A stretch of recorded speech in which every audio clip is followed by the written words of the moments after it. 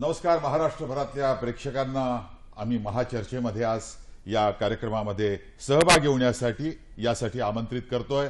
जो हा कार्यक्रम सातत्याने पाहत आलेले आहेत दूरदर्शनवरचा, सह्याद्री वाहिनीवरचा। आजचा जो विषय आहे तो आहे अपंग कल्याण। आपल्याला माहित असेल की आदरणीय प्रधानमंत्री श्री नरेंद्र मोदी यांनी अपंगांना दिव्यांग अशा तऱ्हेचा हा शब्दाचा उपयोग करायला लोकांना आणि देशाला सांगितलेला आहे। आणि या दिव्यांगांचे जे समस्या आहेत, या दिव्यांगांचे जे प्रश्न आहेत ते आजवर आपण कसे सोडवत आलो आणि पुढच्या काळात आपण कशा प्रकारे सोडवणार आहोत, हा आजचा मुख्य विषय आहे। या आजच्या कार्यक्रमामध्ये चर्चेमध्ये भाग घेण्यासाठी जी मान्यवर मंडळी आमच्या स्टुडिओमध्ये आली त्यांचा मी सुरुवातीला परिचय करून देतो। वसंत संखे हे अपंग कार्यकर्ते आहेत आणि ज्येष्ठ माजी शासकीय अधिकारी आहेत। त्यानंतर नीला पालकर या अध्यक्ष आविष्कार मतिमंद विकास कार्यशाळा रत्नागिरी या संस्थेच्या ज्या गेली 3 दशकं मतिमंदांसाठी काम करतायत त्याच्या या अध्यक्षा नीला पालकर माझ्याबरोबर आहेत। आणि विक्रीकर निरीक्षक ज्यांना लहानपणापासून मंद दृष्टीचा हा त्रास आहे त्या विक्रीकर निरीक्षक निशा खरे या देखील आजच्या कार्यक्रमामध्ये उपस्थित आहेत। आणि त्याचप्रमाणे दूरदर्शन पुणे येथून नितीन पाटील हे अपंग कल्याण विभागाचे आयुक्त महाराष्ट्राचे हे देखील आजच्या चर्चेमध्ये सहभागी होत आहेत। आणि दूरदर्शनच्या नागपूर आमचे जे केंद्र आहे तिथून उद्योजक जयसिंग चव्हाण हे स्वतः अपंग आहेत आणि त्यांनी त्यावर आपल्या अपंगत्वावर मात करून एक स्वतःचं उद्योजक म्हणून स्थान त्यांनी तयार केलेलं आहे। तेव्हा या अनुषंगाने आपण चर्चेला सुरुवात करण्यापूर्वी आम्ही या विषयाच्या अनुषंगाने जी ध्वनिचित्रफीत बनवली आहे ती आपण आता पाहूया।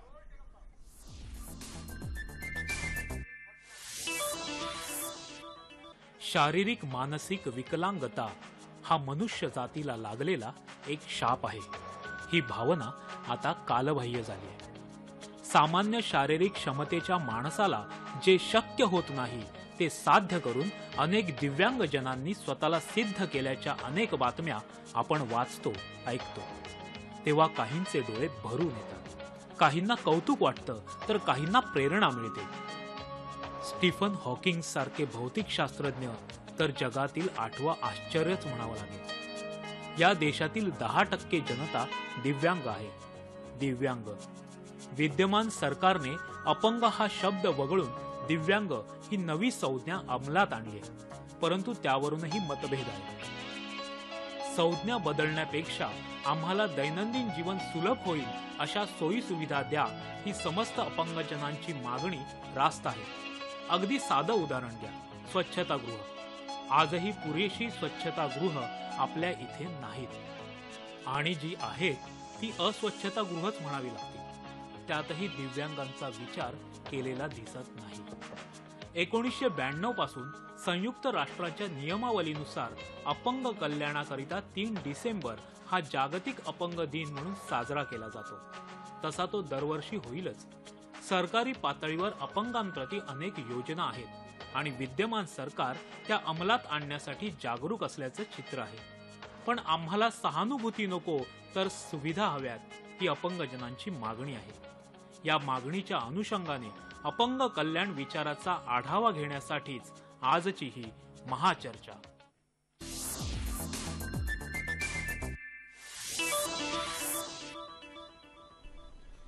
आपण आता महाचर्चेकडे येतोय। महाचर्चेमध्ये वसंत संखेजी जे ज्येष्ठ माजी शासकीय अधिकारी आणि अपंगांच्यासाठी कार्य करत आलेले, आपल्याला मला हा विचारायचा प्रश्न की या अपंगांची आम्हाला सहानुभूती नकोय पण आम्हाला मदतीचा हात आणि अशा पद्धतीच्या मदतीचा हात आपण सर्वांनी समाजाने आणि शासनाने दिला पाहिजे, हे म्हणण्यामागे त्यांची भूमिका काय आहे?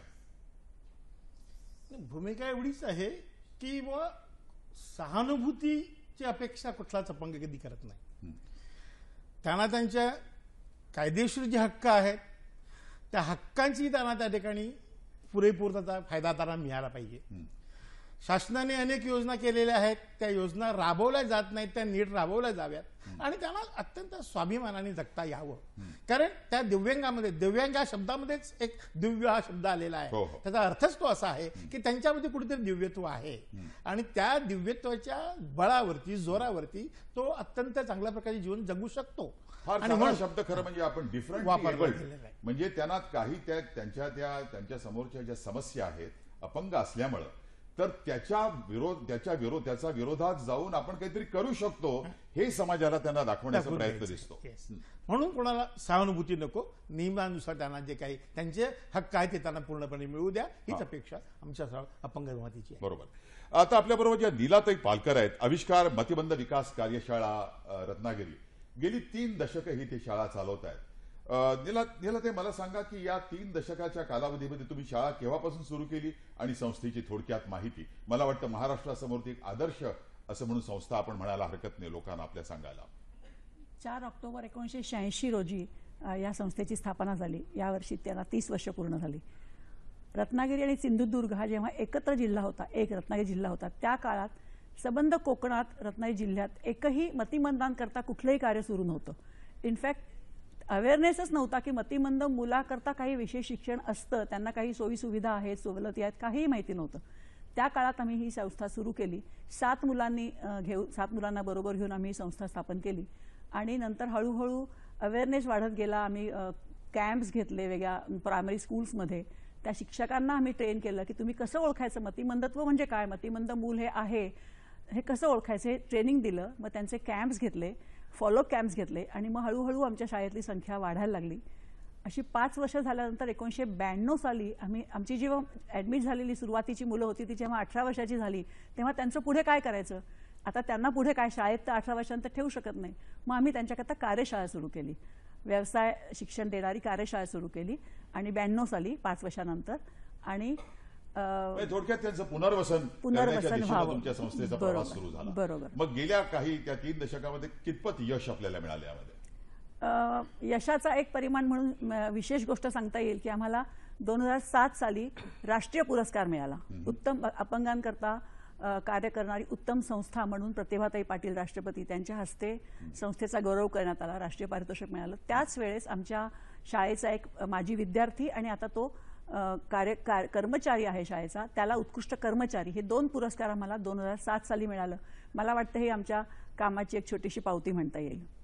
पण प्रत्यक्ष पुनर्वसन म्हटलं तर काय, काही उदाहरणं महत्वाची देता येतील का? काय, कशा प्रकारे झालं पुनर्वसन? आम्ही 18 वर्षानंतरची कार्यशाळेत जी मुलं आहेत त्यांना आम्ही विविध ट्रेड्स मध्ये शिक्षण देतो, प्रशिक्षण. जसं फाईल मेकिंग आहे, बॅग मेकिंग आहे, कॅन्डल मेकिंग आहे. आणि त्यांचा आत्मविश्वास वाढेल, त्यांना समाजात वावरता येईल, देवाणघेवाण करता येईल, विचारांची बोलता येईल. हे ट्रेनिंग मिळाल्यानंतर त्यांना आत्मविश्वास वाढला आणि मग त्यांना थोडीशी 1-2-3 वर्ष झाल्यानंतर त्यांना असं वाटतं की मावशी किंवा मॅडम आता आम्हाला नोकरी करायची, आम्हाला पैसे मिळवायचे. ही जेव्हा त्यांच्यात जागृत झाली इच्छा आणि तेव्हा ते बोलून दाखवायला लागले, मग त्यांना आम्ही हळूहळू प्रयत्न केला आम्ही की एखाद्या इंडस्ट्रीमध्ये, एखाद्या दुकानामध्ये, एखाद्या कारखान्यामध्ये त्यांना आपल्याला काही काम देता येईल का. अशा पद्धतीने हळूहळू त्यांना त्या विशिष्ट ह्याचं प्रशिक्षण देऊन आज आम्हाला सांगायला आनंद वाटतो की 32 ते 35 मुलांचं आम्ही पुनर्वसन आमच्या संस्थेतर्फे झालेलं आहे, वेगळ्या वेगळ्या इंडस्ट्रीमध्ये. जसं आपण चलूया आता निशाताईंच्याकडे. निशा खरे या मी आता सुरुवातीला सांगितल्याप्रमाणे विक्रीकर निरीक्षक आहेत. म्हणजे या विक्रीकर निरीक्षकाची परीक्षा पास देऊन दृष्टीचा हा दोष त्यांना लहानपणापासून असताना त्यावर मात करून या मोठ्या पदावर त्या गेलेल्या आहेत. निशाताई, तुम्हाला आणखीन एक महत्वाची गोष्ट सांगतो की आज तुम्ही अतिशय छान दिसताय. तुमच्या मैत्रिणी तुम्हाला नक्की कॉम्प्लिमेंट देतील आणि विशेषतः आमच्या टीव्हीच्या कंट्रोल रूम मध्ये ज्या सगळ्या महिला आहेत त्यांनी तुम्हाला कॉम्प्लिमेंट्स दिलेल्या आहेत. मला सांगा की आपल्या या अंधत्वाच्या समस्येवर मात करून तुम्ही या मोठ्या पदापर्यंत पोहोचलात. हा प्रवास तुम्हाला अगदी थोडक्यात सांगता येईल. तुम्हाला खूप त्रास असणार, लहानपणापासून होता का? जन्मापासून मला दोन्ही डोळ्यामध्ये मायक्रोकॉर्नियाचा त्रास आहे, त्यामुळे माझे रेटिना डेव्हलप झाले नाही आणि त्यामुळे माझी दृष्टी जी आहे ती लहानपणापासून आतापर्यंत कमी कमी कमी होत चाललेली आहे. आणि हा त्रास, हे चॅलेंज असताना मला डोळशाळेत सुरुवातीला घातलं गेलं. हां. डोळशाळेत घातल्यानंतर तिथे अवेअरनेस नसल्यामुळे त्या शाळेत मला शिक्षण घेता आलं नाही. माझ्या सगळ्या शिक्षणाची जबाबदारी माझ्या काकांनी घेतली वा. आणि काकांनी मला आमची जी कमला मेहता ब्लाइंड स्कूल आहे, दादरची अंधशाळा, तिथे मुलींच्या अंधशाळेत मला त्यांनी टाकलं आणि तिथे माझं शिक्षण सुरू झालं. वा. शिक्षण झाल्यानंतर शिक्षण घेत आणि असताना पेपर लिहिणं जे आहे ते कसे लिहायचं तुम्ही? आमच्या शाळेमध्ये असं आहे की 7वी पर्यंत आम्ही ब्रेलमध्ये पेपर लिहितो आणि ब्रेल लिपी एकदा आम्हाला व्यवस्थित यायला लागली की 8वी पासून आम्हाला नॉर्मल शाळेत घातलं जातं. बरं. कारण ती शाळा अंध मुलींची आहे, पण जे जीवन जगायचं असतं ते जीवन आम्हाला नॉर्मल लोकांमध्येच जगायचं आहे. हो. त्यामुळे आमच्या शाळेचा उद्देश असा आहे की 8वी पासून मुलींना नॉर्मल शाळेमध्ये शिकवलं जावं, जेणेकरून त्यांचा समाजाशी सुद्धा संपर्क वाढेल आणि ते इंडिपेंडेंटली जगू शकतील. वा. तर त्या उद्देशाने 8वी पासून मी सरस्वती हायस्कूल ला शिकले, नायगावच्या शाळेमध्ये दादरला. आणि हे करत असतानाच मला अनेक संधी मिळाल्या. जसं मला मलखांब शिकता आला. आमच्या शाळेमध्ये आदरणीय श्री उदय देशपांडे सर यायचे आणि ते आम्हाला नियमित प्रशिक्षण समर्थ द्यायचे. व्यायाम मंदिराचे. हो, समर्थ व्यायाम मंदिरात सुद्धा जाऊन आम्ही सराव केलेला आहे आणि बरेच कार्यक्रम केले मलखांबाचे. मुंबईतच नाही तर मुंबईच्या बाहेर देखील केले आणि खूप चांगला एक्सपिरियन्स होता. काही त्याबद्दलची तुम्हाला पारितोषिक पण मिळाली का? हा मलखांब बद्दल? मलखांब शिकणारी आमची पहिलीच बॅच होती पूर्ण भारतामधली.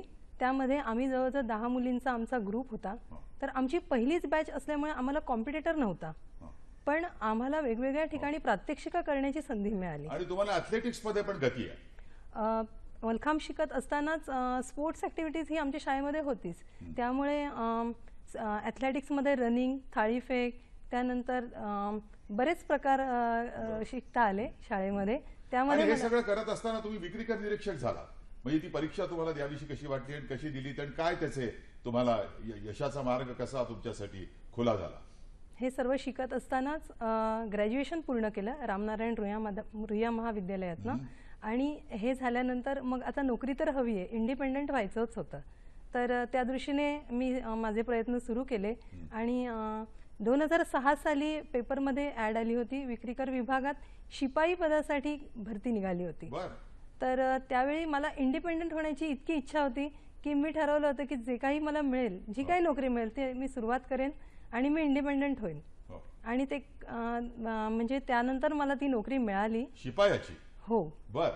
आणि ती नोकरी करत करत नंतर डिपार्टमेंटच्या एक्झाम देऊन मी विक्रीकर निरीक्षक पदापर्यंत पोहोचले. आणि तुमचं मी अगदी संपूर्ण महाराष्ट्रातल्या जनतेच्या वतीनं मी तुमचं अभिनंदन करतो. आणि अशा असंख्य निशाताई आपल्या महाराष्ट्रात आहेत आणि त्यांच्यासाठी अत्यंत प्रेरणादायी तुमचा हा प्रवास आहे मी असं म्हणेन. धन्यवाद. आपण काय तुम्हाला सांगायचं निशाताई? धन्यवाद सर. अच्छा, तर आपण या कार्यक्रमामध्ये हा असा एक उंचीवर आपला कार्यक्रम चाललेला आहे. या ठिकाणी आपण घेतो एक छोटीशी विश्रांती आणि विश्रांतीनंतर पुन्हा हे आपल्या महाचर्चेकडे परत येतोय.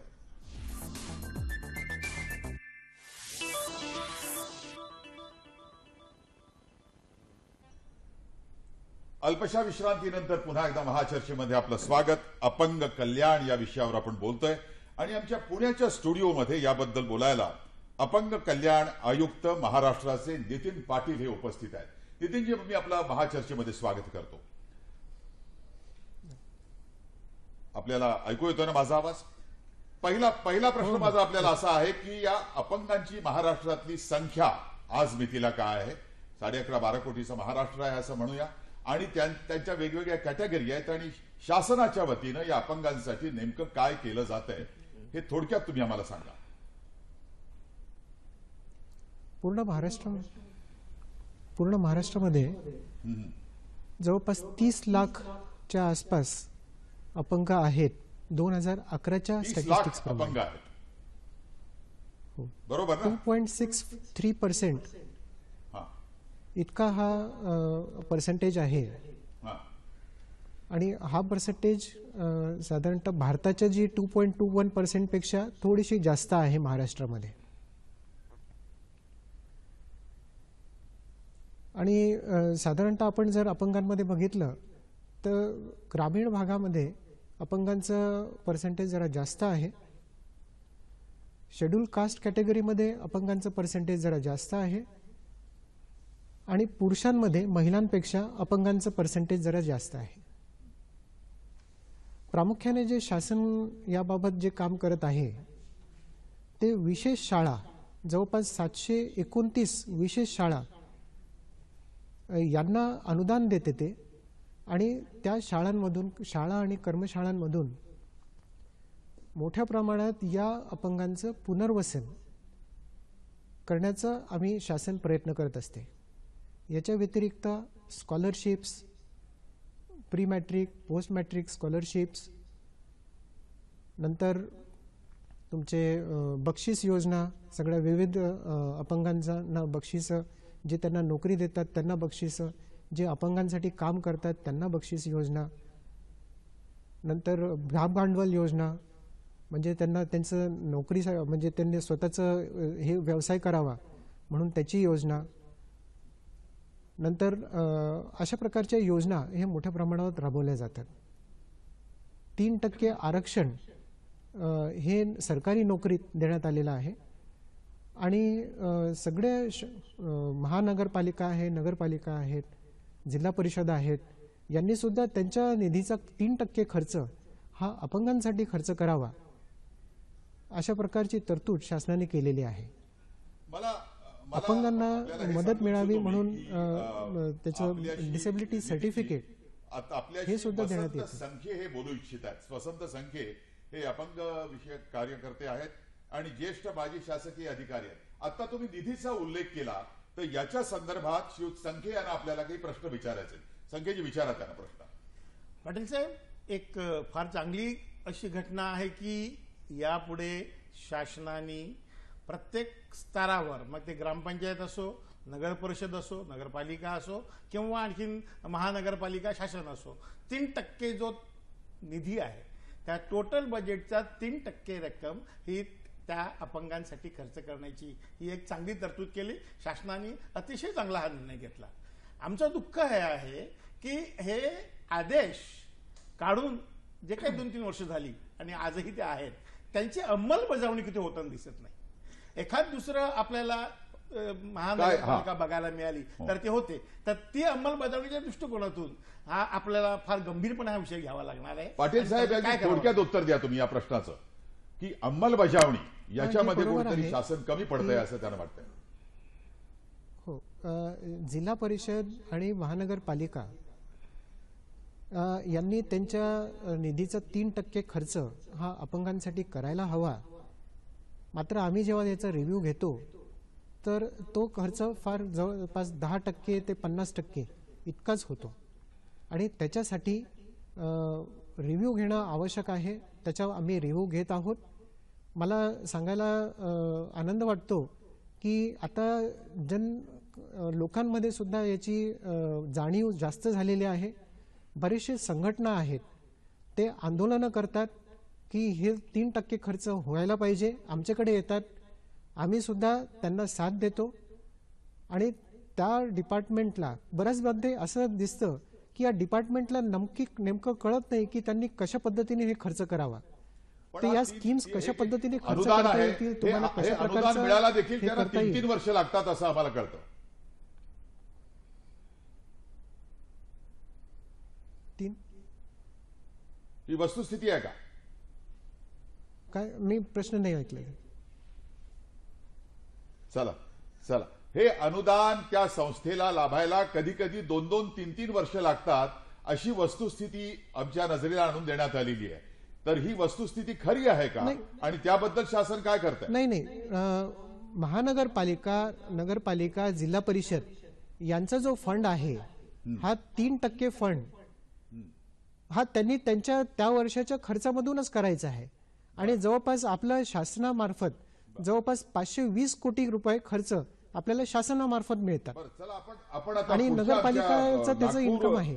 नागपूर दूरदर्शन इथं श्री जयसिंग चव्हाण जे उद्योगपती आहेत आणि त्यांना पायाचा खूप त्रास होता आणि त्यावर मात करून ते उद्योजक झाले. तेव्हा जयसिंगजी, मी आपलं स्वागत करतो महाचर्चा कार्यक्रमामध्ये. आणि आपल्याला जो एक त्रास होता एक अपंग या नात्यानं, त्याच्यावर तुम्ही मात करून उद्योजक कसे झालात हे आपण महाराष्ट्रातल्या प्रेक्षकांना सांगूया, पण थोडक्यात. ॲक्च्युअलमध्ये मला मी वयाच्या 18व्या महिनी दोन्ही पायांनी अपंग झालो आणि एक हात आणि मान हे चारही अवयव माझे निष्काम झाले होते. एका डॉक्टरचा चुकीच्या इंजेक्शनमुळे मला हा घात झाला होता आणि त्यानंतर मग एका दुसऱ्या डॉक्टरनी ट्रीटमेंट केलं, त्याच्यामध्ये माझे हात आणि मान परत आले. मग पुढे काय झालं? मग तुम्ही उद्योजक हे सगळं असून 18 वर्षापर्यंत या संपूर्ण परिस्थितीवर मात कशी केली? या संपूर्ण परिस्थितीमध्ये मी मात अशी केली की घरात मी 18 वर्षापर्यंत नुसतं घरातच राहिलेलो आहे. एका गॅलरीत बसायचं आणि गॅलरीतून मी मार्केटमध्ये राहतो आणि गॅलरीत बसल्यानंतर मी असं मार्केटमध्ये बघायचं की लोक येत आहे जात आहे आणि माझ्या मनात नेहमी राहायचं की मी कधी ना कधी उडील. पण अंतिमतः आणि आज एक दिवस तुम्ही असा आला नेमकं काय की- करताय आम्हाला सांगा ना, सगळ्या प्रेक्षकांना. मला आवाज नाही आला. आवाज तुम्हाला ऐकू येतो? हॅलो. ठीक आहे, तुमच्याकडे मी पुन्हा येतो. हॅलो. बोला ना, माझा आवाज ऐकू येतोय का तुम्हाला? तुम्ही उद्योजक कसे बनलात बोला पुढं? मी 18 वर्षापर्यंत जेव्हा घरी होतो तर माझ्या मनात नेहमी राहायचं की मी कधी ना कधी असं समोर येईल. आणि एक दिवस असंच झालं की बाजूच्या मोहल्ल्यामध्ये एक व्हीलचेअर स्पर्धामध्ये मी भाग घेतला आणि त्याच्यामध्ये भाग घेतल्यानंतर मला एक म्हणजे काही लोकांनी म्हटलं की बघा हे लंगडे पण खेळायला लागलेत. आणि त्यानंतर जेव्हा त्यांनी मला असं म्हटलं आणि माझ्या दोन्ही गुडघ्याला हाताला रक्त लागलं आणि ती स्पर्धा मी प्रथम क्रमांकाने जिंकली. अरे वा. आणि त्यानंतर माझ्यामध्ये एक हिंमत आली आणि मला एक हिंमत सांगा की आल्यानंतर मी तुमच्या उद्योगाचं स्वरूप आज मितीला काय आहे? ट्रायसायकल कशा घेतली. तऱ्हेचा उद्योग तुमचा आहे? आपली ऑइल रिफायनरी आहे, युज्ड ऑइलची रिफायनरी आहे आणि विदर्भात एक ट्रान्सफॉर्मर ऑइलची ही पहिली मोठी ऑइल रिफायनरी आहे. आणि तुमच्याकडं आणि तुमच्या या संपूर्ण व्यापामध्ये तुम्ही किती वेळ स्वतः काम करता? तुमच्याकडे कर्मचारी किती आहेत? असं आहे की कंपनीला कर्मचारी 30 आहेत आणि बाकीचं बाहेर भाऊ लोक पण बघतात माझे. हा, पण म्हणजे तुम्हाला त्याच्यातून अर्थप्राप्ती चांगली होतीये? अर्थप्राप्ती चांगली ठीक आहे. होतीये. आणि एक हे करत असताना तुम्ही स्वतः अर्थप्राप्ती चांगली आहे. स्वतः देखील दिव्यांग व्यक्तींचं काही त्यांच्याविषयीचं कार्य करता का? हो, करतो ना. मी अपंगांसाठी जास्तीत जास्त कार्य करतो. ऍक्च्युअल मध्ये असं आहे की मी अपंगांसाठी जसं जास्तीत जास्त मी अपंगांमध्ये जेव्हा जाऊन बघतो की आज जसं नागपूरमध्ये काही संस्था आहे किंवा बाहेर जे संस्था आहे त्याच्यामध्ये जेव्हा मी जाऊन बघतो की तिथे अपंग आहेत, आज अपंगांना जे शिक्षण तिथे मिळायला पाहिजे तिथे जास्तीत जास्त शिक्षण भेटत नाहीये. आपण या ठिकाणी आमच्या महाचर्चेमध्ये घेतो पुन्हा एकदा एक छोटीशी विश्रांती आणि विश्रांतीनंतर पुन्हा येतोय आपल्या महाचर्चेकडे.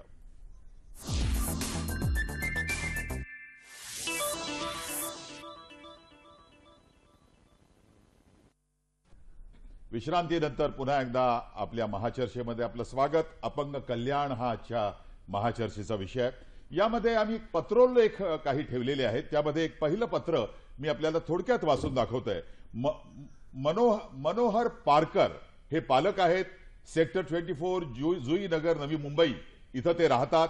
त्यांनी आपल्या मुलाच्या संदर्भात या पत्रामध्ये आपली माहिती दिलेली आहे. ते म्हणतात की माझा मुलगा सुयोग वय वर्ष 17 हा ऑटिझम या व्याधीनं त्रस्त आहे. तसंच तो बोलू शकत नाही आणि ज्यावेळी या अपंगत्वाबद्दल आम्हाला कळलं तेव्हा आमच्या पायाखालची वाळू सरकली. मात्र त्याच्या उपचारासाठी थेरपीसाठी वेगवेगळ्या ठिकाणी गेल्यानंतर मुलाच्या जगाची ओळख झाली. अपंगत्व म्हणजे काय असतं, अपंगांच्या पालकांच्या वेदना काय असतात, त्याचप्रमाणे या सर्व गोष्टींची जाणीव आम्हाला दिली. पण आमच्या मुलांनाच आम्हाला लढण्याची जिद्द दिली. आयुष्याकडे नव्याने बघण्याची दृष्टी दिली आहे. डोळ्यातले अश्रू डोळ्यातच साठवून आम्ही वयाच्या 3 वर्षापासून ऑक्युपेशनल थेरपी, स्पीच थेरपी या माध्यमातून प्रयत्नांची पराकाष्ठा केली आणि छोटी छोटी गोष्ट शिकवण्यासाठी आम्हाला वर्षानुवर्ष वाट पाहावी लागली. आणि वयाच्या 3ऱ्या वर्षापासून ह्या प्रयत्नांच्या माध्यमातून आज माझा मुलगा स्वावलंबी बनलेला आहे. आणि शेवटी ते असं म्हणतायत की हे जे ऑटिझम आहे याबद्दल लोकांमध्ये जागृती नाही, शासनाकडून देखील जागृती होणं आवश्यक आहे. आणि त्याचप्रमाणे आपल्यानंतर काय, पालक गेल्यानंतर काय, हा प्रश्न देखील अपंगाच्या पालकांना पडतो. फिजिकली हँडिकॅप्ड व्यक्ती आणि मेंटली हँडिकॅप्ड व्यक्ती याच्या समस्या खूप वेगळ्या आहेत. पण विशेषतः स्पेशल मुलाच्या बाबतीत समाजामध्ये असलेले गैरसमज आणि हेटाळणीची वृत्ती, यामुळे आपल्या मुलाचं काय होणार याची आम्हाला काळजी आहे. आणि अपंगांसाठी, स्पेशल मुलांसाठी रेसिडेन्शियल कॉम्प्लेक्स बाबत सरकारकडून धोरण ठरवलं जातं असं त्यांनी म्हटलेलं आहे. मला असं वाटतं हे प्रश्न, हा पत्र वाचल्यानंतर आपण वसंत संख्येची आपल्याला काय वाटतं याबद्दल? नाही, त्यांनी जे पत्रात दुःख मांडले ते अगदी खरं आहे. अपंगांचे मुख्य भाग आपण दिव्यांगांचे पूर्वीपासून 4 समजत आलो. बर. एक आर्थोपेडिक म्हणजे अस्थिव्यंग, हातापायाने अपंग असलेले. दुसरे अंध, ज्यांना दृष्टीचा दोष आहे. तिसरे कर्णबधीर, मुखबधीर, हा तिसरा प्रकार, ऐकता येत नाही, बोलता येत नाही. आणि चौथा हा मतिमंद. या 4 घटकापैकी सगळ्यातला अतिशय त्रासदायक, अतिशय दुःखकारक असा जर कोणता घटक असेल तर तो हा मतिमंद, ऑटिझम हा ग्रुप आहे. त्यांचा प्रश्न अतिशय वेगळा, फार मोठा आहे. त्याला आता वेगवेगळ्या शेड्स, ऑटिझमचा भाग आहे, पुन्हा समाजाची हेटाळणी. त्याच्यासाठी शासनाने शेवटी एक वेगळ्या प्रकारचा कायदा 1999चा केलेला आहे, नॅशनल ट्रस्ट 1999. त्या कायद्याप्रमाणे अनेक प्रकारच्या सुखसवलती सवलती द्यायचा प्रयत्न केलेला आहे. तरीही तो प्रश्न इतक्या सहज सुटणारा नाहीये. त्याच्यावर जास्त आपल्याला लक्ष देण्याची आवश्यकता आहे. ज्या पालकांना ही चिंता आहे की आपल्या पश्चात आपल्या मुलाचं काय करावं, तर अशा मुलांसाठी नॅशनल ट्रस्टच्या माध्यमातून ती दत्तक घेण्याची पद्धत किंवा त्यांच्या मृत्यूनंतर त्यांना एखाद्या संस्थेने दत्तक घेण्याची पद्धत किंवा त्याच्या पालनपोषणाची जबाबदारी, या सगळ्या गोष्टींची तरतूद शासनाने या संदर्भात आपण पुन्हा नीलाताईंच्याकडे जातो की मतिमंदांसाठी शाळा चालवताना नेमक्या कुठल्या कुठल्या समस्या आहेत आणि शासनाकडून तुमच्या नेमक्या अपेक्षा काय आहेत, हे थोडक्यात आणि मोजक्या शब्दात आम्हाला सांगा. शासनाकडून सगळ्यात महत्त्वाची आमची अपेक्षा अशी आहे की अनुदान म्हणजे सॅलरी ग्रँटच्या 8% एवढी ग्रँट ते प्रत्येक संस्थेला देतात. पण असं आहे की ती आमची असं म्हणणं आहे की ती इमारतीचं भाडं आणि ही जे काही 8% अनुदान दिलं जातं ते त्या वर्षीचं त्या वर्षी दिलं जावं. ते दिलं जात नाही कारण त्याचं ऑडिट होत नाही. दरवर्षी ऑडिट झालं आणि त्यातलं किती तुम्हाला देय रक्कम आहे ही कळली आणि ती वेळच्या वेळेस मिळाली तर त्याचा विनियोग करून आम्हाला पुढच्या वर्षीचं प्लॅनिंग करता येतं. ते दरवर्षी मिळत नाही. मग ती 2-3 वर्षापर्यंत, 4 वर्षापर्यंत प्रलंबित राहते. अशी प्रत्येक संस्थेची लाखांनी काही प्रत्येक संस्थेची अजून देय रक्कम शासनाकडून अपेक्षित आहे. मला वाटतं नितीन पाटील आपल्या बरोबर दूरध्वनीवर उपलब्ध आहेत बरं का नीलाताई? हो. आणि पुण्याच्या स्टुडिओमध्ये आपल्याकडे दूर आहेत नितीन पाटील. मला यांचा जो प्रश्न आहे या अनुषंगाने आपण काय नेमकी यांच्या समस्येला आपण कशी सोडवणूक करणार आहोत नितीनजी? ह्या पहिला तो ऑटिझमचा प्रश्न जो विचारला घेण्यात आला होता, तो ऑटिझम USA मध्ये तर असं म्हटलेलं आहे 1:5 म्हणजे 5 मुलांच्या मागे 1 मूल हा ऑटिझम इतक्या मोठ्या प्रमाणावर होत आहे. नुसतं तेवढंच नव्हे तर आता सेरिब्रल पाल्सी, मल्टिपल डिसेबिलिटीज अशा प्रकारचे जे अपंगत्व आहे हे वाढत चाललेले आहे. आणि यांना जर आपल्याला सामोरं जायचं असेल तर त्याच्यासाठी आपल्याला अर्ली इंटरव्हेन्शन करायला पाहिजे. 0 ते 5 वयोगटामध्ये जे मूल असतं त्याच वेळेस ते डिटेक्ट करून आपल्याला इंटरव्हेन्शन करायला पाहिजे. आज जर आपण पूर्ण महाराष्ट्र गव्हर्नमेंटची जी फंडिंग जे बघितलं 520 कोटीपैकी जवळजवळ 90 ते 92% खर्च हा आपल्या शाळांवरती होत आहे. पण हे शाळा मुलांना केव्हा ऍडमिट करतात? 5 आणि 6 वर्ष झाल्यानंतर मग ऍडमिट करतात. 0 ते 5 वयोगटामध्ये जर तुम्ही लवकरात लवकर इंटरव्हेन्शन केलं, त्याच्या स्कीम्स आखल्या तर बरेचसे समस्या हे कमी होऊ शकतील. बरोबर. कर्णबधीर मुलगा जर असेल तर तो बोलायला लागेल. 6वी मध्ये जेव्हा तो 6 वर्षाचा होईल तर तो शाळेत इंटिग्रेटेड स्कूलमध्ये जायला लागेल. बरोबर. नितीनजी, अशा आपण पद्धतीने आपला जो आता खर्च दिनेश आहे, पाटील हा आपल्याशी प्रामुख्याने बोलायला दूरध्वनीवर उपलब्ध आहेत.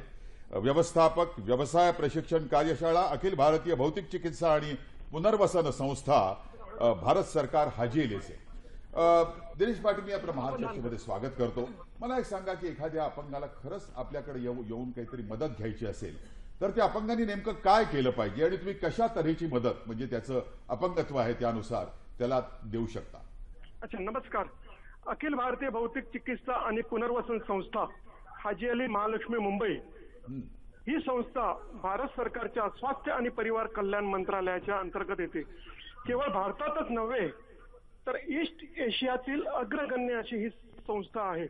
वा. शारीरिक दृष्ट्या दिव्यांग व्यक्तींचे वैद्यकीय तसेच सर्वांगीण पुनर्वसन करणे हा या संस्थेचा मूळ उद्देश आहे.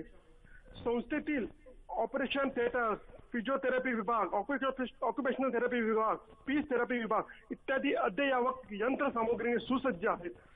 पुनर्वसन क्षेत्रातील तज्ज्ञ डॉक्टर्स, थेरपिस्ट व इतर तज्ज्ञ मंडळी एका छत्राखाली एकत्र येऊन दिव्यांग व्यक्तींवर उपचार केले जातात. दिव्यांग व्यक्तीच्या गरजेनुसार त्यांची वैद्यकीय, सामाजिक, आर्थिक परिस्थितीचा विचार करून जन्मता येणारे अपंगत्व, अपघाताने येणारे अपंगत्व व वृद्धापकाळापर्यंत येणारे वेगवेगळे अपंगत्व यावर या संस्थेत उपचार केले जातात. उपचारादरम्यान दिव्यांग व्यक्तींच्या वैद्यकीय, सामाजिक, आर्थिक परिस्थितीच्या आधारे संस्थेतील मेडिकल सोशल वर्कर यांच्याद्वारे त्यांना मार्गदर्शन केले जाते व लाईन ऑफ ट्रीटमेंट समजून देऊन मेडिसिन, व्हीलचेअर इत्यादी विनामूल्य मिळवून देण्याचा प्रयत्न केला जातो. दिव्यांग व्यक्तीचे वैद्यकीय पुनर्वसन झाल्यावर आवश्यकतेनुसार त्यांना कृत्रिम अवयव दिले जातात. Prosthetic and orthotic. बरोबर. अतिशय दिनेशजी, आपण आमच्या या चर्चेमध्ये दूरध्वनीच्या माध्यमातून सहभागी झालात त्याबद्दल आपले मनापासून आभार. आपण चालतोय निशा खरे यांच्याकडे. निशाजी, तुम्ही मुंबईत या तुमच्या कामाच्या निमित्तानं तुम्हाला एकटं जावं लागत असेल, वेगवेगळ्या ठिकाणी लोकांना भेटावं लागत असते आणि तुमच्यासारखे असे तुमच्या असंख्य बंधू भगिनी अशा पद्धतीनं त्यांना स्वतंत्रपणे जावं लागत असेल तर हे सगळं होत असताना आपल्याला काही भीती वाटते का? किंवा इथं काही तुमच्या बरोबर तुम्हाला मदत करायला माणसं उपलब्ध असतात का? आणि एकूणच शासनाकडून आपल्यासारख्या व्यक्तींना नेमक्या काय सुविधा मिळाल्या पाहिजेत, त्यामध्ये त्रुटी काय आहेत असं तुम्हाला वाटतं? सर्वप्रथम या चर्चेच्या माध्यमातून मी सगळ्यांचे आभार मानते की अंध व्यक्तींचे जे काही प्रश्न आहेत ते मला इथे मांडण्याची संधी मिळाली. सर्वप्रथम जे आपण मला विचारलं की येण्या जाण्याच्या दृष्टीने तुम्हाला काही अडचणी येतात का? बरोबर. तर येण्या जाण्याच्या दृष्टीने अडचणी बऱ्याच आहेत, कारण लोकांमध्ये अवेअरनेस नाहीये. आज अंध व्यक्ती शिकतायत, नोकऱ्या मिळत आहेत, काही व्यवसाय करता आहेत, काही आपल्याकडे हॉकर्स मंडळी असे वेगवेगळे आमच्या सुद्धा कॅटेगरी आहेत. म्हणजे कमी शिकलेले सुद्धा आहेत, जास्त शिकलेले सुद्धा आहेत. पण ह्या सगळ्या व्यक्ती जेव्हा समाजात वावरत असतात त्यावेळी समाजात लोकांचं जे काही अज्ञान आहे ह्याचा अतिशय त्रास होतो. मी एक उदाहरण देऊ इच्छिते. एक वेळेस टिळकनगर जे स्टेशन आहे आमचं, तिथे आम्ही बाहेरगावचं तिकीट, आम्हाला एका स्पर्धेसाठी जायचं होतं. तर त्या स्पर्धेसाठी आम्ही गेलो असता आम्हाला तिथे गावची तिकीटं उपलब्ध झाली नाही. म्हणजे आम्हाला नागपूरला जायचं होतं स्पर्धेसाठी. तर त्या स्पर्धेसाठी आम्हाला त्यांनी सांगितलं तुम्ही चेंबूर स्टेशनला जा. हां, म्हणजे अशा पद्धतीचं जे काही वागणूक त्यावेळी त्यांनी आम्हाला दिली. तर आम्हाला हे अशा पद्धतीचे जेव्हा प्रॉब्लेम फेस करावे लागतात, स्पेशली जे टोटली ब्लाइंड व्यक्ती असतात त्यांना ते टिळकनगर स्टेशन सोडून चेंबूर स्टेशनला जावं लागलं. तिथे सुद्धा तिकीट उपलब्ध झालं नाही. त्यानंतर शेवटी दादर स्टेशनला गेल्यानंतर सगळ्या लोकांचे तिकीट्स आम्हाला बुकिंग करावे लागले. तर अशा पद्धतीचे काही छोटे छोटे प्रॉब्लेम आहेत की जे आम्हाला रोजच्या जीवनात फेस करावे लागतात. मला एक सांगा की या संपूर्ण ह्याच्यामध्ये आपल्या पुढच्या जीवनामध्ये भविष्याचा पण विचार करण्याची वेळ कधी कधी होते, आपल्याला अंतर्मुख व्हावं लागतं. तेव्हा आता तुम्हाला यश चांगलं मिळालेलं आहे, तुम्हाला पगार, इतर सुविधा पण आहेत तुमच्याकडं, आणि कधीतरी असा भविष्याचा तुम्ही विचार करता का की आपल्याला काहीतरी आपलं स्वतःचं घर असावं किंवा आपल्या बरोबर एक जीवन साथीदार असावा, आपला विवाह व्हावा? याबद्दल काय तुम्हाला वाटतं? तुमच्या मनीच्या भावना सांगा तुम्ही. सर्वप्रथम मी आपल्याला सांगू इच्छिते की नॉर्मल व्यक्ती जे काही आयुष्य जगतात तेच आयुष्य दिव्यांग व्यक्ती जगत असतात. त्यामुळे नॉर्मल व्यक्तींना ज्या काही कल्पना त्यांच्या डोक्यात असतात लग्नाबद्दलच्या किंवा भावी आयुष्याबद्दलच्या ज्या काही संकल्पना असतात तशाच संकल्पना आमच्यात सुद्धा असतात. बरोबर. आम्ही समाजापेक्षा वेगळे नाही आहोत, आम्ही समाजाचाच एक भाग आहोत, फक्त आम्ही डिफरंटली एबल्ड आहोत. हेच ह्या चर्चेद्वारे मला आपल्या सगळ्यांना सांगायचं आहे. तर त्यामुळे ह्या सगळ्या ज्या भावना आहेत किंवा ह्या सगळ्या ज्या काही इच्छा आहेत, आकांक्षा आहेत, आयुष्याबद्दलच्या ज्या काही कल्पना आहेत त्या तुमच्या आमच्या सर्व सारख्याच आहेत.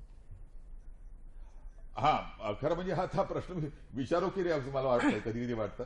तुमच्यासारखा असा बांधव जो आहे आणि तो त्यांनी तुमच्याकडे तो भेटला, तुम्हाला तुमच्या आयुष्याचा एक जोडीदार असावा असं आपल्याला वाटलं तुम्हाला, तर तसा तुम्ही नक्कीच विचार कराल ना? हो, जर ह्या जीवनसाथी जी काही माझ्या आयुष्यात जी काही संकल्पना आहे त्या संकल्पनेच्या अनुषंगाने माझ्या इच्छा आकांक्षा किंवा ज्या काही माझ्या कल्पना आहेत त्याच्याशी जुळता व्यक्ती जर मला मिळाला, सुसंगत व्यक्ती जर मिळाला तर मी नक्की विचार करेन. भविष्यात तुम्हाला काय करायचंय? कारण मागाशी आपण गप्पा मारत असताना तुम्ही म्हणाला की तुम्ही UPSCची पण तयारी करताय. हो. तर काय नेमकं करायचंय पुढच्या काळामध्ये? माझी लहानपणापासूनची इच्छा होती की मला शासकीय नोकरीत एका उच्च पदावर काम करायचं आहे. वा. तर मी कॉलेजमध्ये असताना म्हणजे माझी बरीच क्षेत्र आहेत ऍक्च्युली पूर्वीपासून, कारण मी खेळात सुद्धा खूप प्रावीण्य मिळवलं शाळेत असल्यापासून. शिवाय मी नृत्य सुद्धा शिकले, ॲथलेटिक्समध्ये सुद्धा नॅशनल लेवलला गोल्ड मेडल मिळाले.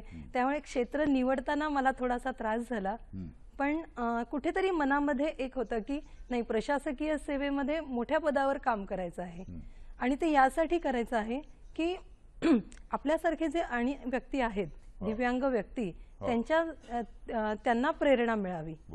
आणि त्यांना प्रेरणा मिळण्यापेक्षा आपल्या समाजात जे हातून त्यांच्यासाठी काहीतरी घडावं असं म्हणता येईल का? हो. आणि विशेष म्हणजे की समाजात जे नॉर्मल लोक आहेत त्यांनाही एक संदेश द्यावा की दिव्यांग व्यक्ती हे सुद्धा आपल्यापेक्षा वेगळे नाही आहेत, ते आपलाच एक भाग आहेत, आपल्या समाजाचा एक भाग आहेत आणि सगळ्यांशी आपली मैत्री असावी. मला वाटतं निशाताई की तुमचा हा जो तुमचा मनोदय आहे त्यांनी तुम्ही फार चांगल्या प्रकारे व्यक्त केलेला आहे आणि मला खात्री आहे की तुम्ही ह्या UPSCच्या परीक्षेत देखील यश प्राप्त कराल आणि एका फार मोठ्या अधिकारी पदावर जाल, दिव्यांग व्यक्तींसाठी कामही कराल आणि पुन्हा एखाद्या वेळेस तुम्ही जेव्हा जिल्हाधिकारी वगैरे व्हाल तेव्हा आमच्या या महाचर्चेसारख्या प्रोग्राममध्ये तुम्हाला आम्ही निश्चित आमंत्रित करूया. या ठिकाणी महाचर्चेमध्ये घेतोय आपण एक छोटीशी विश्रांती आणि विश्रांतीनंतर येतोय पुन्हा आपल्या चर्चेकडे.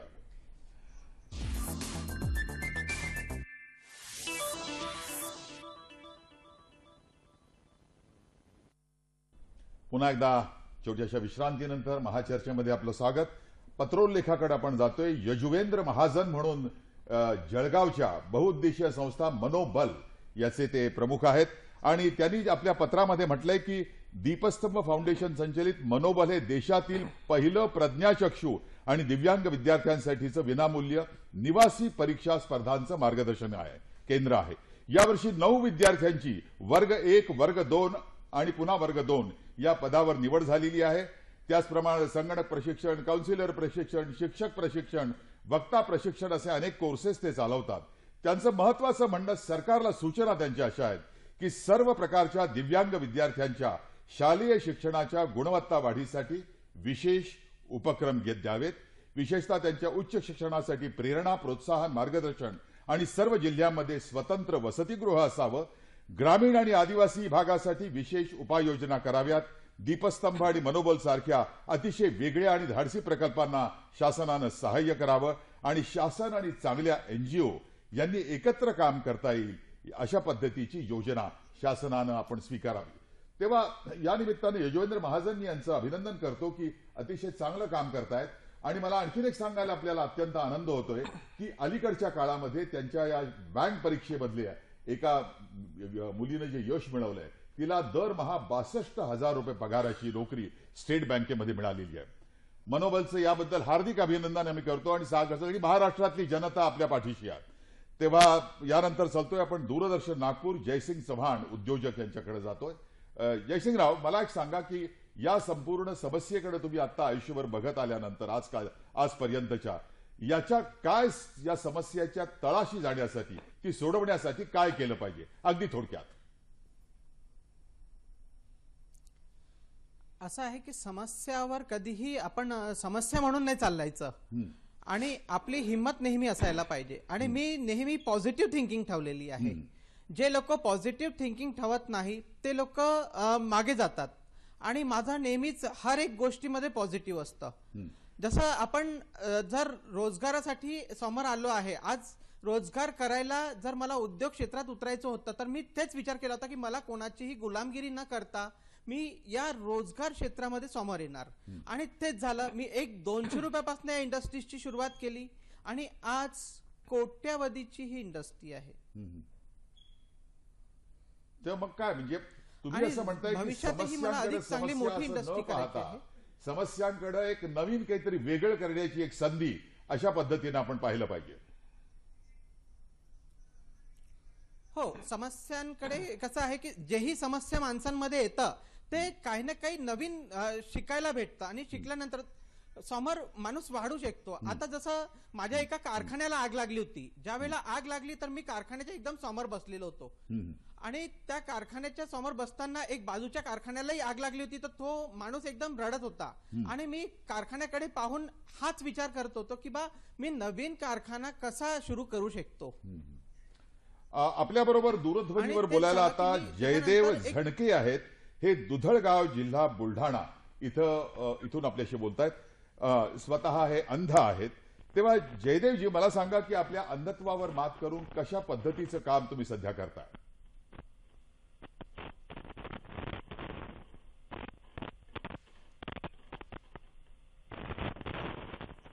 मला वाटतं जयदेवजी मला सांगा की तुम्ही या आपल्या अंधत्वावर मात करून कशा पद्धतीचं काम तुम्ही या अपंगांसाठी करता? माझं बोलणं तुम्हाला ऐकू येत आहे का? हा, क्लिअरली येत आहे. तुमच्या घरी कोण कोण असतं आणि तुम्ही कशा पद्धतीचं तुम्ही काम करता? आणि हॅलो, तुम्ही सध्या नेमकं काय काम करता? काम काय करता तुम्ही सध्या? मी काम काही करत नाही आहे. घरी आई आहे. सध्या मी काही काम करत नाही, घरीच असतो. तुमच्या कुटुंबाचा चरितार्थ कसा चालतो? हे बघा, मी तुम्हाला प्रश्न विचारलाय, तुमच्या कुटुंबाचा चरितार्थ कसा चालतो? सरळ उत्तर द्या, माझ्या बोलण्याची पुन्हा वाट पाहू नका. हॅलो, आम्हाला हॅलो बोला. हॅलो, बोला. मी बुलढाण्याहून जगदेव निवृत्ती झणके बोलतो. हा, घरी माझी आई आणि मी आहे. आम्हाला निराधारचा पगार मिळतो आणि त्या पगाराद्वारे आमचं उदरनिर्वाह करत राहतो. जयदेवजी, आपण आमच्याशी बोलल्याबद्दल आभार आपले मनापासून. आणि त्यानंतर दूरदर्शन पुणे इथे नितीन पाटील आहेत. तेव्हा नितीन पाटील यांना मला प्रश्न विचारायचे. खरं म्हणजे आमच्या नीला पालकर ज्या आहेत, अध्यक्ष आविष्कार मतिमंद विकास कार्यशाळा, तुम्ही त्यांना प्रश्न विचारा. नेमका काय तुम्हाला जो विचारायचा आहे तो? आमचं प्रश्न असा आहे की दरवर्षी शासनाकडून आम्हाला अनुदान दिलं जातं आणि ते म्हणजे ग्रँट दिली जाते जी सॅलरीच्या 8% असते. ती जी दरवर्षी आमची मागणी अशी आहे की त्या वर्षीची ग्रँट आणि इमारत भाडं हे त्या वर्षी मिळालं तर आम्हाला स्कूल किंवा संस्था रन करायला खूप बरं होईल. काय होते ते 2-3 वर्ष सुद्धा प्रलंबित राहिलेत. बरेचसं अनुदान आलेलं नाहीये. ते दरवर्षी रेग्युलर ऑडिट व्हावं आणि त्याच्याकडून काय जी शासनाकडनं ग्रँट मंजूर होईल ती आम्हाला लवकरात लवकर निदान त्या वर्षी मिळावी. निदान एखाद्या वर्षाने तरी मिळावी. 3-4 वर्ष वाट बघायला लावू नये, कारण आम्हाला पुढचं प्लॅनिंग करायला खूप त्रास होतो या गोष्टीचा. नितीनजी, काय म्हणाल तुम्ही? याच्यामध्ये जवळपास 40 कोटी रुपयाची आपण मागणी शासनाकडे केलेली होती, पण कदाचित बजेट कमी असल्यामुळे आपली ती मंजूर झालेली नाही आणि त्याच्यामुळे आपल्याला वेतनेतर ग्रँट जी आहे ही कमी देता आली आपल्याला लोकांना. मात्र आपल्याला हे समजून घ्यायला पाहिजे की अपंगांचं कल्याण फक्त शाळा उघडून होणार नाहीये. अर्ली इंटरव्हेन्शन जे मी आपल्याला आधी सांगितलं, अर्ली इंटरव्हेन्शनवरती आपल्या शासनाने खूप मोठ्या प्रमाणावरती खर्च करणं अपेक्षित आहे. आज जर तुम्ही तमिळनाडूचा मॉडेल बघितला, गोवा मॉडेल बघितला, कर्नाटक मॉडेल बघितला, ते सगळे लोक अर्ली इंटरव्हेन्शन वरती काम करताय. आमच्या आपण संस्थेत कुठे पण आम्ही करतोय करतो. काम? आपण करतोय शाळांवरती काम. आपल्या जवळजवळ 90% खर्च आपल्या सगळ्या शाळांवरतीच होतोय. आणि अजून शाळांना उभे येत आहेत आणि ते म्हणताय की आम्हाला तुम्ही शाळा चालू करू द्या. पण हे सगळे शाळा जे तुम्ही करताय हे 5 वर्षांनंतरच चालू करताय. मूकबधीर कर्णबधीर विद्यार्थी जो आहे, जर त्याला अर्ली इंटरव्हेन्शन झालं तर बरंचसं त्याचा अपंग होतो, त्याच वेळेस नष्ट होऊ शकतो. मला पाटील साहेब असं सांगायला आवडेल की आम्ही आमच्या संस्थेमध्ये अर्ली इंटरव्हेन्शनचे सुद्धा उपक्रम राबवतोय. उलट आम्ही 5 ते 6 महिन्यापासूनच्या लहान मुलांपासून आम्ही त्यांची थेरपी आणि हे सर्व सुरू आहे. म्हणजे 5 वर्षाखालीलच्या मुलांचं आमच्या संस्थेत काम चालूच आहे. अशा अनेक संस्था आणखीनही असते की जिथे हे काम चालू आहे. आपण म्हणता ते बरोबर आहे. काही संस्था मला आनंद आहे की मॅडम आपण जे अर्ली इंटरव्हेन्शनचं काम करताय हे फारच चांगलं काम करताय. कारण हे आज काळाची गरज झालेली आहे. आज रत्नागिरी, सिंधुदुर्ग आणि पूर्ण पुणे, मुंबई सारख्या ठिकाणी जिकडे अवेअरनेस जास्त झालेला आहे तिथं अर्ली इंटरव्हेन्शन स्वतःच आई वडील म्हणतात की नाही आम्ही आमच्या मुलांसाठी अर्ली इंटरव्हेन्शन आपलं म्हणणं बरोबर आहे. पण जर आपण विदर्भ आणि जे पार्टिसिपंट्स आहेत त्यांच्याशी आपण आता पुन्हा बोलणार आहोत.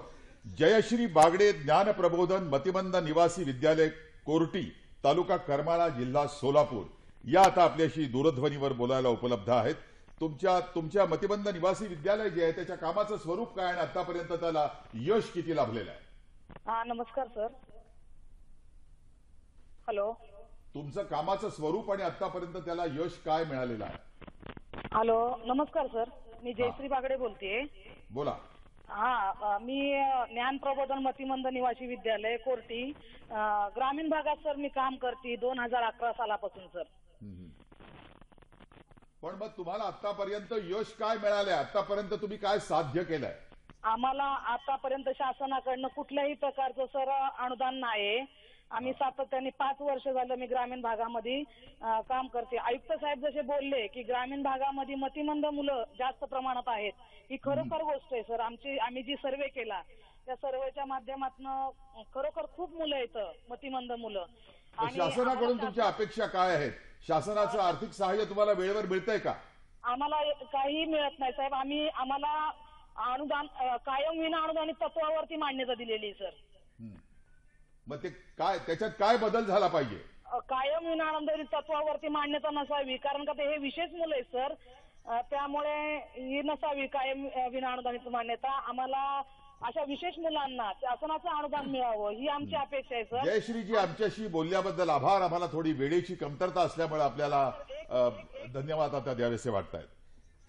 आणि नितीन पाटील जी आहेत त्यांना मला एक शेवटचा प्रश्न विचारायचा आहे की तुम्ही असं म्हणताय अर्ली इंटरव्हेन्शन ठीक आहे, त्यानंतर यांना जे अनुदान दिलं जातं त्यात विलंब होतोय. 3-3 वर्ष ते आपल्या शाळा वाट पाहतायत आणि जगामध्ये सगळी सोंग आणता येतात पण पैशाचं सोंग आणता येत नाही. तुम्हाला काय करावं असं वाटतं? शासनाकडे कसा पाठपुरावा केला पाहिजे थोडक्यात?